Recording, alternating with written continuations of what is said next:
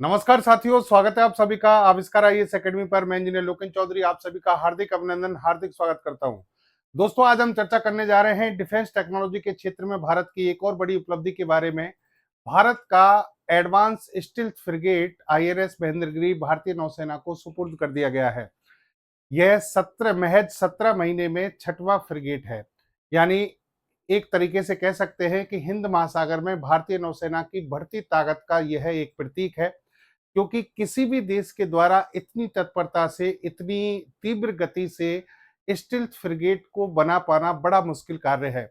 लेकिन भारत की जो कंपनी है, शिपयार्ड है, डॉकयार्ड है, उनके द्वारा इसे डेवलप कर लिया गया है। यानी मात्र 17 महीने में इसकी सप्लाई चेन को आप देख सकते हैं। 17 महीने के अंदर छठवां ये फ्रिगेट है। प्रोजेक्ट 17A के तहत 7 ऐसे युद्धपोत बनाए जाने का कार्यभार सौंपा गया था मझगांव डॉक लिमिटेड को और Garden Reach Ship Builders Engineers Limited को, और दोनों ने ही बड़ी मेहनत से कार्य करते हुए इसे अंजाम दिया है सफलतापूर्वक। तो आज के सेशन में हम इसी के बारे में चर्चा करने जा रहे हैं। हिंद महासागर क्षेत्र में इन युद्धपोतों की क्या भूमिका रहेगी, भारत की नौसेना के लिए ये किस तरीके से एक बैकबोन साबित होंगे, इन सभी पॉइंट्स पर आज हम चर्चा करेंगे और तकनीकी विशेषताओं का विस्तार पूर्वक विश्लेषण करेंगे। तो सेशन में बने रहिएगा लास्ट तक। चैनल पर नए हैं तो चैनल को सब्सक्राइब करना ना भूलें और वीडियो को लाइक और शेयर करना ना भूलें। देखिए यहाँ खबर क्या है। Mahendragiri sixth ship of the Nilgiri class delivered Indian navy, यानी इंडियन नेवी को इसे सौंप दिया गया है। और ये छठवां जहाज है नीलगिरी क्लास का। एक्चुअल में एक जो क्लास है, यानी एक श्रेणी जो है, वो हमने शुरू की थी जिसका नाम रखा नीलगिरी क्लास। नीलगिरी क्लास का पहला जो युद्धपोत था उसका नाम आईएनएस नीलगिरी था। भारत की जो पर्वत श्रृंखला है उनके नाम पर इसका नामकरण किया गया है। और इसमें टोटल 7 युद्धपोत बनाने की जिम्मेदारी भारत की 2 कंपनियों को दी गई थी। उनमें से अब छठवां जो युद्धपोत है, फ्रिगेट जो है, वो डेवलप हो चुका है, डिलीवर हो चुका है इंडियन नेवी के लिए। यहाँ आप देखिए इस खबर को, अगर आप देखें, sixth Nilgiri class frigate join fleet boosting naval fire power. इसको आप हमारी जो नेवल पावर है उसका एक तरीके से हम कह सकते हैं, बूस्टअप कह सकते हैं।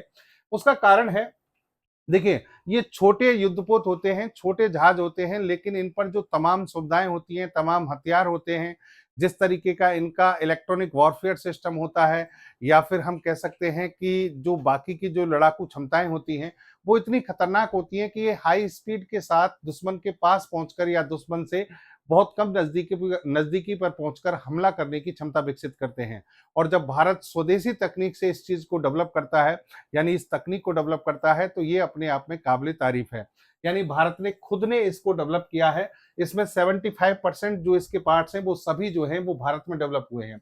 यहाँ पर देखिए नीलगिरी क्लास का जो प्रोजेक्ट चलाया गया, प्रोजेक्ट 17A, ये 2 कंपनियों को दिया गया था, Mazagon Dock Ship Builders Limited MSDL, और जो कि मुंबई में है, और दूसरी है Garden Reach Ship Builders and Engineers GRSE, ये कोलकाता में है। इन दोनों को मिलकर 7 युद्धपोत बनाने थे, फ्रिगेट्स बनाने थे। देखिए यहाँ युद्धपोत की मैं बात करूं, जैसा कि मैं पहले भी सेशनों में बता चुका हूं, सबसे बड़ा वॉरशिप होता है उसे कहते हैं एयरक्राफ्ट कैरियर। एयरक्राफ्ट कैरियर होते हैं, जैसे कि इंडियन एयरक्राफ्ट कैरियर आईएनएस विशाल है, जो कि बन रहा है, आईएनएस विक्रांत बन चुका है, आईएनएस विक्रमादित्य। उसके बाद आते हैं आईएनएस डेस्ट्रॉयर श्रेणी के, डेस्ट्रॉयर यानी जिनको विध्वंसक कहते हैं। फिर कॉर्वेट्स और फ्रिगेट्स आते हैं। ये आकार छोटे आकार में हम कह सकते हैं, आकार का एक घटता क्रम है। सबसे बड़े होते हैं एयरक्राफ्ट कैरियर, फिर डेस्ट्रॉयर, फिर कॉर्वेट्स और फ्रिगेट्स।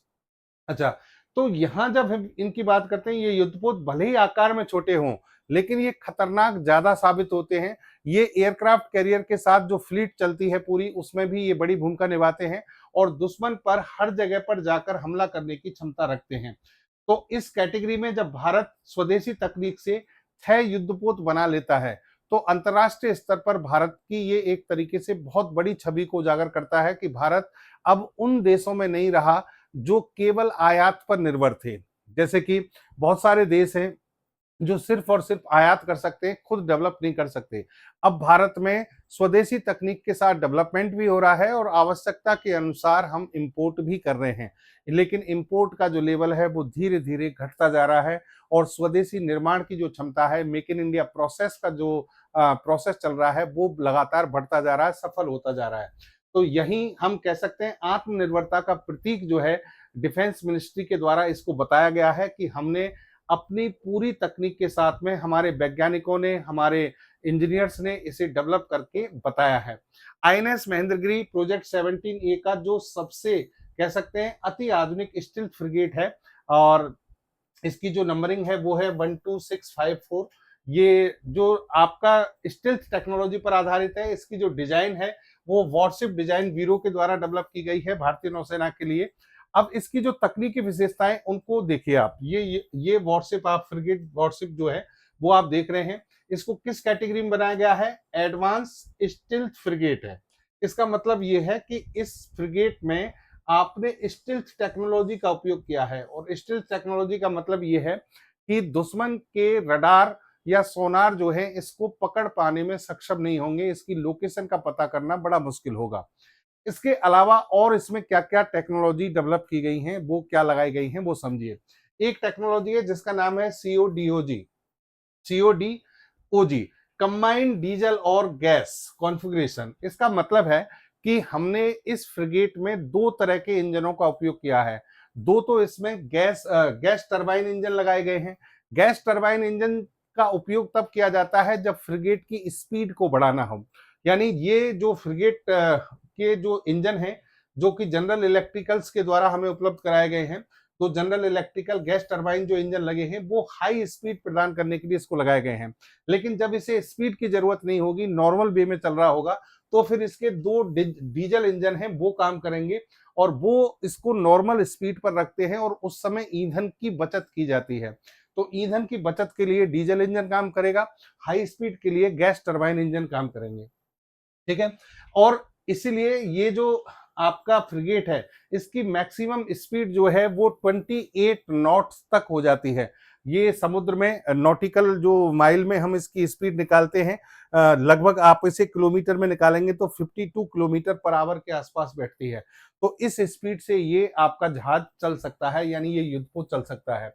अगर इसकी हथियार प्रणाली वेपन सिस्टम की बात करें, इस स्टील्थ फ्रिगेट पर कौन-कौन सी हथियार लगाए गए हैं, तो देखिए इस पर सतह से सतह पर मारक क्षमता वाली ब्रह्मोस मिसाइल लगाई गई है। ब्रह्मोस मिसाइल जो कि भारत की सुपरसोनिक क्रूज मिसाइल है, दुश्मन पर लगभग 3 मैक की गति से आक्रमण करती है। दूसरा इसमें सरफेस टू एयर, सतह से हवा में मारक क्षमता वाली मिसाइल है जिसका नाम है एलआर सैम या बराक 8 कहते हैं। बराक 8 जो है long range surface to air missile है, दुश्मन को हवा में नष्ट कर सकती है।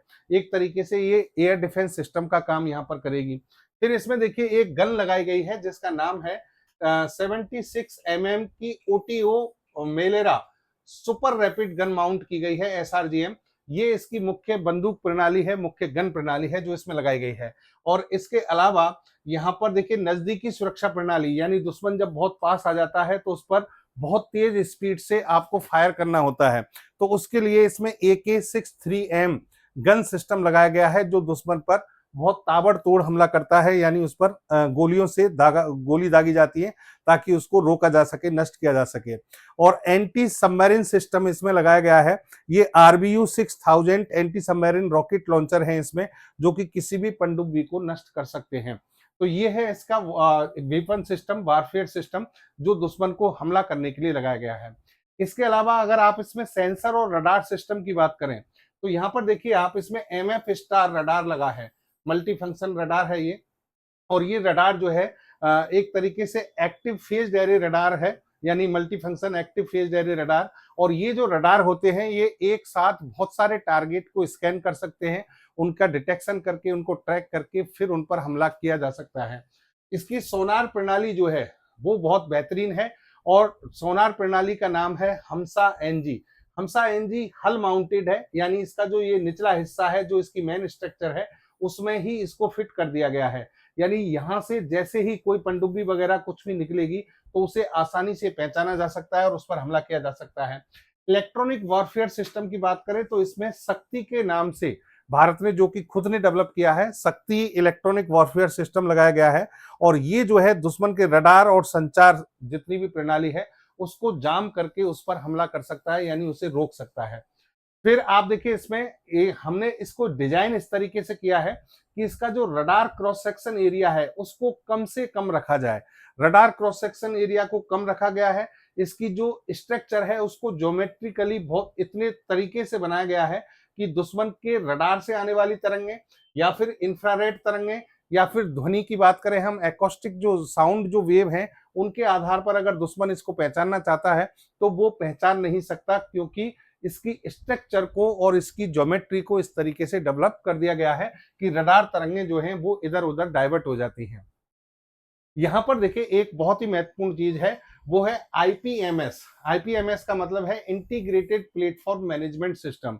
इसके जहाज के अंदर यानी युद्धपोत के अंदर जितनी भी चीजें हैं, जैसे कि इसका मान लीजिए इंजन वाला सिस्टम है, या फिर इसका जो फायर कंट्रोल सिस्टम है, फायर फाइटिंग कंट्रोल सिस्टम है, फाइटिंग कंट्रोल सिस्टम है, या फिर इसकी पावर सप्लाई है, या इसकी जो भी मशीनरी है, उन सबको इंटीग्रेट किया गया है इस सेंट्रल चिप के माध्यम से।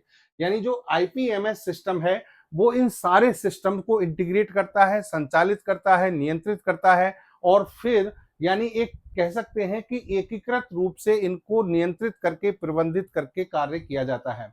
आईएनएस महेंद्रगिरी एक फ्रिगेट है और जनरली फ्रिगेट का आकार इतना छोटा होता है कि उन पर हेलीकॉप्टर या लड़ाकू विमान तैनात करने के लिए जगह नहीं होती है, लेकिन यहाँ हमने इसको इतने बेहतरीन तरीके से डिजाइन किया है कि इसके पिछले हिस्से में एक बड़ा सा हेलीपैड और एक हैंगर बनाया गया है। और इसी कारण यहाँ पर जो हमारे एडवांस लाइट हेलीकॉप्टर हैं ध्रुव और या फिर सी किंग, ये हेलीकॉप्टर जो है इस पर तैनात किए जा सकते हैं। 2 हेलीकॉप्टर तैनात करने के लिए इसमें जगह बनाई गई है, यानी एएलएस ध्रुव और सी किंग। ये हेलीकॉप्टर जो है 2 की संख्या में इस पर तैनात किए जा सकते हैं। और इससे फायदा क्या होता है? इससे फायदा ये होता है कि जब इमरजेंसी की स्थिति होती है, आपातकाल की स्थिति होती है, तो वहां पर किसी भी रेस्क्यू प्रोग्राम चलाना हो, राहत बचाव कार्य चलाना हो, तो उसके लिए ये जो हेलीकॉप्टर्स हैं जो तैनात हैं उनको भेजा जा सकता है और तटीय सुरक्षा जो है उसको मजबूत किया जा सकता है। यानी एंटी सबमरीन जो वॉरफेयर सिस्टम है उसको भी इसके द्वारा डेवलप किया जाता है ताकि हम टॉर्पीडो वगैरह लॉन्च कर सकें। तो इस तरीके से कहने का मतलब एडजस्टमेंट किया गया है ताकि इसमें हेलीपैड और हैंगर लगाए जा सकें। खास बात यह है कि स्वदेशीकरण की ये बहुत बड़ी मिसाल है। लगभग 75% इसका जितना भी मटेरियल है, इक्विपमेंट्स हैं, वो सब भारत में डेवलप हुए हैं। हिंद महासागर में ये एक तरीके की इनविजिबल ताकत है भारत की स्टिल्थ टेक्नोलॉजी, क्योंकि स्टिल्थ पर है तो दुश्मन को दिखाई नहीं देगा। तो ये इनविजिबल ताकत है भारत की, जिसमें बेहतरीन सेंसर और रडार सिस्टम वगैरह लगाए गए हैं। और इसमें देखिए यहाँ इसे डेवलप करने के लिए हमने इसमें वॉरशिप ग्रेड स्टील डेवलप की है, डीएमआर 249A। डीएमआर 249A जो वॉरशिप ग्रेड स्टील है, इसे सेल के द्वारा बनाया गया है। सेल भारत की कंपनी है, भारत जिसे हम कहते हैं steel authority of India limited, इसके द्वारा इसे डेवलप किया गया है। और इसके द्वारा बनाई गई जो ये स्टील है, जो कि एक विशेष प्रकार का हम कह सकते हैं मिश्र धातु के रूप में डेवलप की गई है, इससे ही इसका पूरा कवच जो है, पूरी स्ट्रक्चर जो है उसको डेवलप किया गया है। प्रोजेक्ट 17A की हम बात करें, इस पूरे प्रोजेक्ट की बात करें तो इसमें टोटल हमने जैसा कि कहा कि इसमें 7 युद्धपोत डेवलप किए जाने थे। शिवालिक श्रेणी इससे पहले प्रोजेक्ट 17 के तहत चल रही थी। प्रोजेक्ट 17 जो श्रेणी थी जिसमें शिवालिक श्रेणी के युद्धपोत थे, उनकी तुलना में ये बहुत ज्यादा एडवांस है, स्टील टेक्नोलॉजी का उपयोग करते हैं। और इनमें से 7 में से टोटल 6 जो है अब भारतीय नौसेना को सुपुर्द किए जा चुके हैं और मात्र 17 महीने में, जो कि एक रिकॉर्ड टाइम है। यहाँ पर देखिए Nilgiri, INS Nilgiri, INS Himgiri, INS Udaygiri, Dunagiri, Taragiri और महेंद्रगिरी, ये 6 शामिल हो चुके हैं। विंध्यगिरी जो है 2023 से इसके लगातार ट्रायल चल रहे हैं, बहुत जल्दी ये भी भारतीय नौसेना में शामिल होने वाला है। इस तरीके से ये प्रोजेक्ट जो है पूरा हमारा कह सकते हैं सफलतापूर्वक कंप्लीट हो जाएगा। और लगभग मान के चलिए 200 के आसपास ऐसे छोटे और मध्यम आकार के उद्योग हैं, सूक्ष्म लघु और मध्यम उद्योग हैं, जिनको इसमें शामिल किया गया है, जिन्होंने इसके बहुत सारे इक्विपमेंट बनाए हैं। तो भारत में एक तरीके से रोजगार विकसित हुआ है, भारत के उद्योग को बढ़ावा मिला है और स्वदेशी तकनीक का दबदबा अंतरराष्ट्रीय स्तर पर विकसित हुआ है। यही चीज जो है भारत को आगे बढ़ाती है कि भारत रक्षा के क्षेत्र में अब एक इंपोर्टर नहीं रहा, बल्कि एक डेवलपर भी रहा है और एक्सपोर्टर के रूप में आगे बढ़ रहा है। यहाँ पर देखिए, अगर आप इसकी रणनीतिक महत्व की बात करें तो हिंद महासागर में हमारे पास में एयरक्राफ्ट कैरियर हैं, डेस्ट्रॉयर हैं। अब हमने कॉर्वेट्स और फ्रिगेट्स की संख्या इतनी बढ़ा दी है कि ये छोटे छोटे जहाज कहाँ किस लेवल पर हमारी सुरक्षा कर रहे होंगे ये दुश्मन को नहीं पता होगा। दुश्मन पर हम पूरी तरह से हमला करने की स्थिति में रहेंगे। अगर दुश्मन के द्वारा कोई भी अनैतिक कार्य किया जाता है, कोई भी गतिविधि की जाती है, तो ये फ्रिगेट्स जो हैं उसको आसानी से जवाब दे सकते हैं, यानी उस पर अटैक कर सकते हैं। तो ये था दोस्तों आईएनएस महेंद्रगिरी, जिसको भारतीय नौसेना को शामिल करके भारत ने अपनी नौसेना की ताकत में और ज्यादा इजाफा किया है। आपका क्या सोचना है कमेंट बॉक्स में जरूर बताएं। फिर से आपसे मिलेंगे एक और बेहतरीन सेशन के साथ में। जय हिंद, जय भारत।